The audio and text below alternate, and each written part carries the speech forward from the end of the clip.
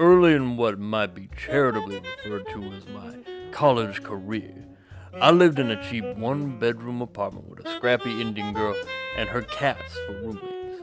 It was small and crappy, and for approximately half of my time there, infested with fleas despite our best efforts. There was a pool, technically. In theory, it was safe to swim, but the color remained a brackish green year round, and I never saw anyone desperate enough for a dip to try their luck. It was a good time. My roommate was blissfully unaware of my extracurricular activities.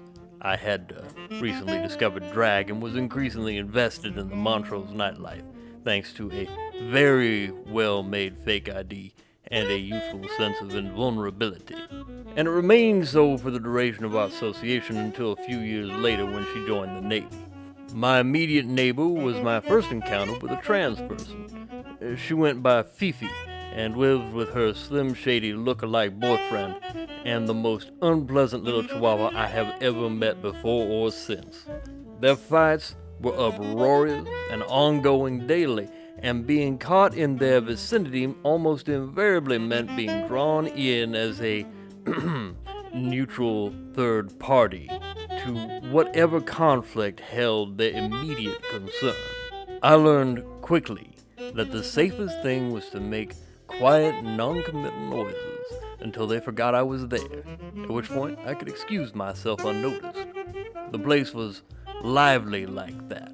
Tenants came and went, but the constant was a sense that at any given time, I was never more than 50 feet from a party. For a kid that had grown up in the boonies, a half-hour minimum from everything, that was a jarring experience. I had to wear headphones under two pillows at 4 a.m. to get anything approaching quiet. More disturbing was that when I went outside, the stars were gone, replaced by a haze of reflected light. I suppose I was somewhat overwhelmed by it all and quickly found myself swept along by the thrumming vibrance of Houston. Drugs were familiar to me already, but the sheer availability in my new surroundings caught me off guard. What had been party favors enjoyed when the opportunity arose now became routine and easily available. I made an ass of myself more than once and swore anew each time I wouldn't make that mistake again. Sex, a familiar pastime by this point, became just as accessible. The fact that I made it through this time without a collection of unpleasant medical issues, I must attribute to luck rather than any caution on my part. I certainly spent some restless days waiting for clinic results. Looking back, it was a time of discovery and exposure. I learned valuable lessons, made friends I'll never forget no matter how hard I try. And I've tried. That little apartment complex is still standing, for whatever that's worth.